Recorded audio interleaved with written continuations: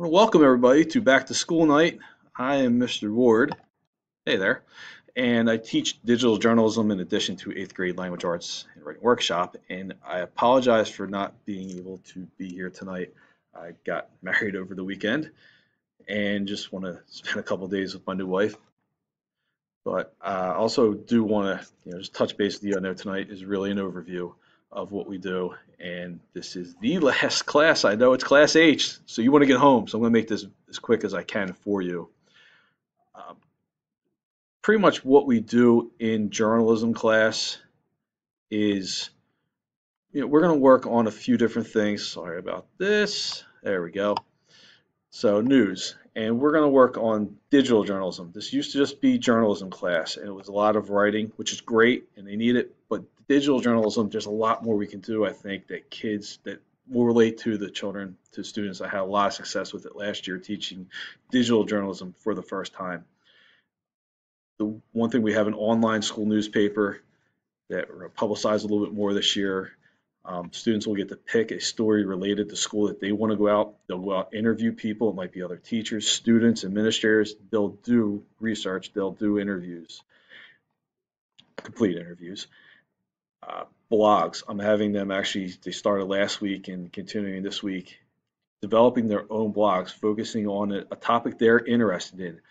The one requirement I have for a blog post is go out and either, if you have an opinion on something, find another article or two to link to kind of support that or even refute that, or read about your topic, research it, find something that acts as a springboard that gets you thinking and analyzing what's happening within that, and use that and link to it to develop a great blog post.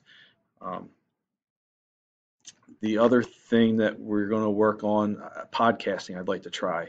Last year I was able to have a couple, there's one of my classes in the second semester record a radio news report, which worked really well. And I'm going to do that again this year, but then maybe expand to like podcasts.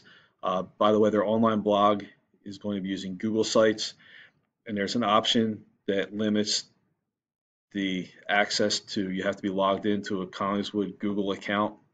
So Collingswood Schools Google account, so this will not be out there on the web. If for some reason you find that the students' work is out there and you don't want it out there, tell me. I'll say, hey, we need to switch the privacy to this. They were instructed, make sure you click collegek12.org, and that's it. And I will double check that myself as well.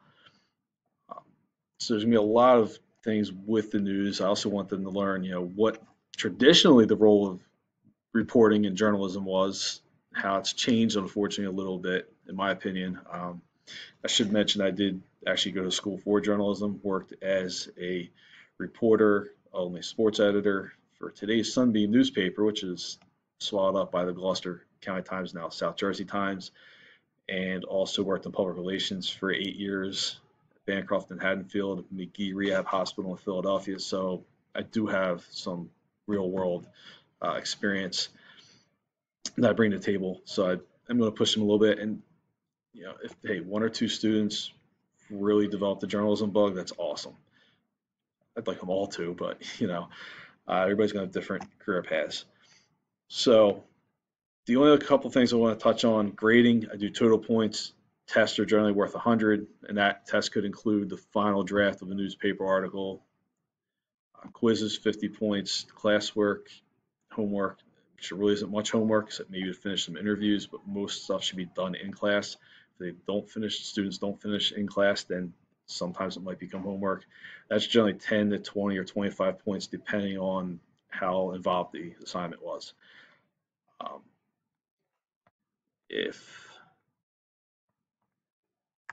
back to here, it's not letting me, but it's great when you do this live. Anyway, I do have a remind. If you text to 81010, just text at, you have to make sure you put the at sign in or it won't register, at CMS Ward DJ for digital journalism. So 81010 at CMS Ward DJ. Leave it up there for a couple seconds. I do tend to send out reminders, especially when stuff's due. You might not get a ton for journalism, because the bigger stuff's due in class. Definitely keep you informed. And the last thing is that's my email, fward@college12.org. If you need anything, please email me. That's the best way to get me, get a hold of me. I mean, it's up all day on my computer, so I'll check it 2, 3, 4 times a day. Go old KYW News Radio on you. That's pretty much it. Again, thank you for coming. And if you have anything, questions, concerns, please let me know. Thank you. Bye.